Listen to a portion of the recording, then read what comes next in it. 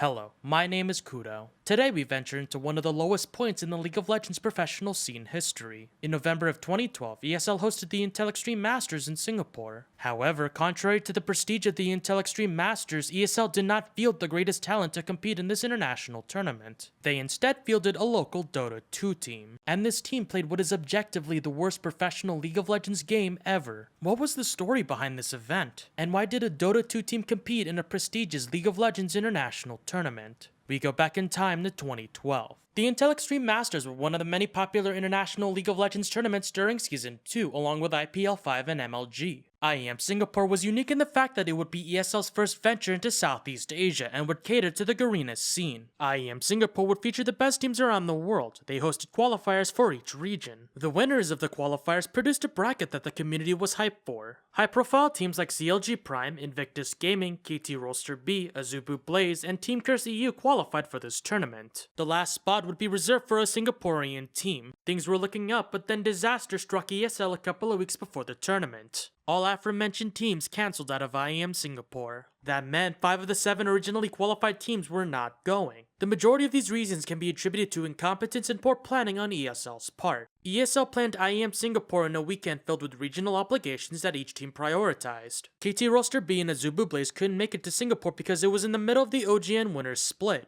Invictus Gaming couldn't make it because the Tencent Games Arena Grand Prix was taking place the same weekend. CLG Prime declined due to preparations for IPL 5 coming up the next weekend after. Team Curse EU declined because Winter DreamHack was taking place in the same weekend. Only Meet Your Makers and Absolute Legends committed out of the original qualifiers. ESL had to replace all the other teams at a last minute's notice. What ESL could salvage was nothing compared to the original qualified teams. Elo Hell from Europe replaced Team Curse EU's spot. Because all the Korean teams that were in the qualifiers were also a part of OGN, they were all off the table and ESL had to pick from quarterfinals eliminated teams Kuala Lumpur Hunter and Bangkok Titans. The rest of the spots had to come from Singapore. ESL picked up 2 local teams without using qualifiers, Itadaki Matsu and Absolute Legends Event Potion. On a side note, this was actually bad for Event Potion's reputation in the Garena scene. They were outcasted by top Singaporean teams for the way they qualified into the tournament. 24 hours before the event began, ESL still couldn't fill the last slot. In a very desperate move, on a 9-hour notice before the event, local Singapore Dota 2 team Armaggeddon accepted an invitation by ESL to participate in the IEM Singapore League of Legends tournament. These players did not play League of Legends for a living, never have been ranked in the ELO ladder, and most likely never have even reached level 30. But yet, due to the poor planning of this event, they were invited to one of the most prestigious tournament series in Season 2 of the League of Legends professional scene. Armaggeddon played 2 of the worst professional League of Legends games ever. Both were stomps and completed under 15 minutes, which became the world record. It was virtually unheard of to have a professional game end before Baron spawned. They made it abundantly clear that they did not know how to play League of Legends. The community realized this when their jungler did not run Smite in their first match. So Jason, looking at this game, we've got one thing that I think, unless I misheard there, there is no Smite at all with Armaggeddon. Yeah, I mean, Warwick doesn't necessarily need it, but if you're going to be doing, Dragon or even Baron, you can't afford to let that Smite go to waste. We're not doing a remake, so I'm assuming that actually was meant to not have Smite for Armaggeddon. Yeah, it looks that way for them, so interested to see what their plans are. When they arrived at the laning phase, it was all over. Yeah, really concerned about how those ganks are going to go in the top lane. Meanwhile, we are going to see a double buff Xin Chao coming in. There is the knock-up, and he will finish this one off. First blood going over onto Xaxus for Elo Hell there. Great start to Elo Hell's first game. And down in the bottom lane, Aratil is very low as well. Actually, Leona left that one, I think, to try and get out of tower reach, maybe to give to Graves as well. But Graves is going to come in from the backside, and there is an auto attack to finish off. And 2 kills in the bottom lane as well. 3 for 0.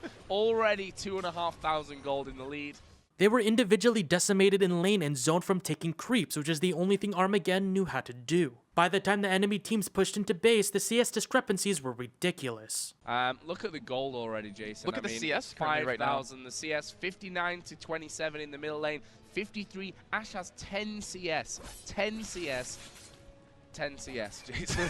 I don't know what else to really say about that. Yeah, I mean, there really is no coming back from that. Even the top lane, 49 CS to 18 for Vladimir against Olaf. And, I mean, Olaf should be able to overtake Vladimir at round level 6, but not when Vladimir is this fed.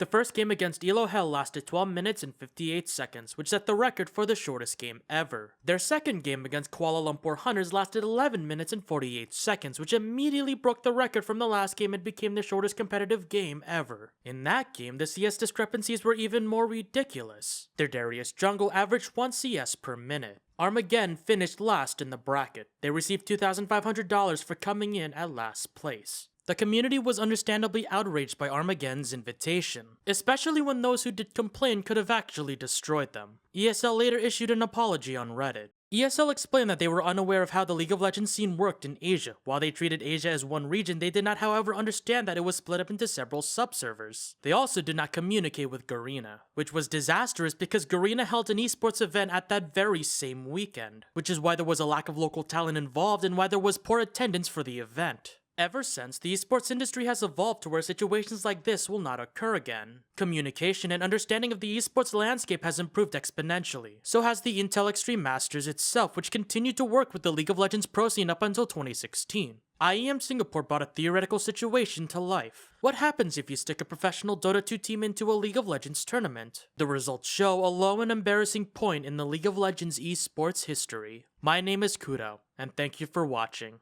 Actually have the a highlight that Ocelot has prepared for you from that game. So if we go straight to the in-game, we got a highlight of that game, and there it is. It's 1 second in. It was 0-0. So that was pretty much the last moment that Armaggeddon really had a chance. But that is the point that Elo Hell took the game, ran away with it, and I think that it was over here, pretty much. Wouldn't you say, Ocelot? Yeah, actually, this was the part where the game was more even. So yes, it's true. They never got this even again.